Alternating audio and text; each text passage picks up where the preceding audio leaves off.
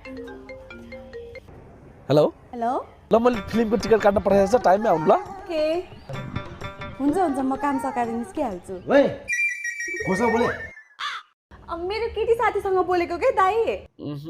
यसको दाइ कहाँबाट आइपुग्यो फेरि केटी साथी हो केटा साथी हो म बोल्छु लाउड स्पिकर हेलो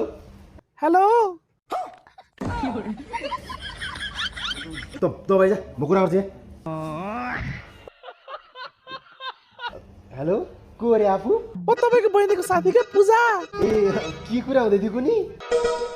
के हुनु नि आज हामी फिल्म हेर्न जाने भनेर प्लान गरेको नि दादा कहाँ दादा भन्दा म त मेरो बहिनीको नि भाइ हो कि एक्चुअली म पनि सिङ्गल छु तिमीसँग फिल्म हेर्न जान म मिल्छ त मेरो बहिनी अलिक बिजी छ क्या अब म केटै मान्छे हो भने थाहा पायो भने मार्छ होला यसले आइडिया लाउनु बहिनी फेरि कहाँबाट आइपुग्यो हजुर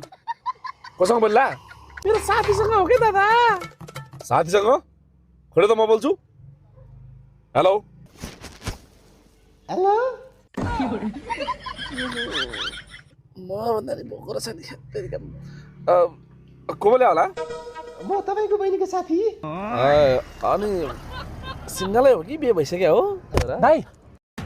फिल्म सुरु हुन लागिसक्यो जाऊ न एकछिन यहाँ केटी बना त्यसको दाइलाई झुकाइरहेको छु कि मैले हेलो के भयो दाइ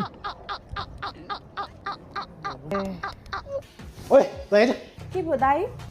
तपाईँ जा अनि भर्खर बाहिरै थियो त किन भित्र बोलाएको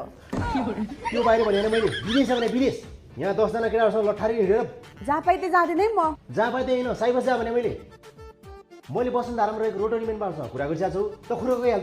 त्यहाँ गएर चाहिँ के गर्ने म केही त गर्न आउँदैन मलाई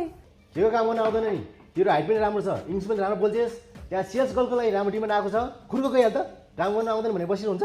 हजुर थाहा पाउनुभयो नि तपाईँहरूले वसुन्धरामा रहेको रोटेरी मेन पावरमा अहिले साइप्रसमा सेल्स गर्लहरूको लागि ह्युज डिमान्ड आएको छ यदि तपाईँहरूको इङ्ग्लिस स्पिकिङ स्किल राम्रो छ हाइट 5.2 भन्दा माथि छ र प्रोफेसनल अपियरेन्स छ भने तपाईँहरूले यो डिमान्डमा अप्लाई गर्न सक्नुहुनेछ सो यति थाहा पाएपछि अब वसुन्धरामा रहेको रोटेरी मेन पावरलाई सम्पर्क गरेर जाने नि त साइप्रस सेल्स गर्लमा ल उहाँहरूको अफिसियल फोन नम्बर मैले तल क्याप्सनमा राखिदिएको छु कल गर्नु होला है त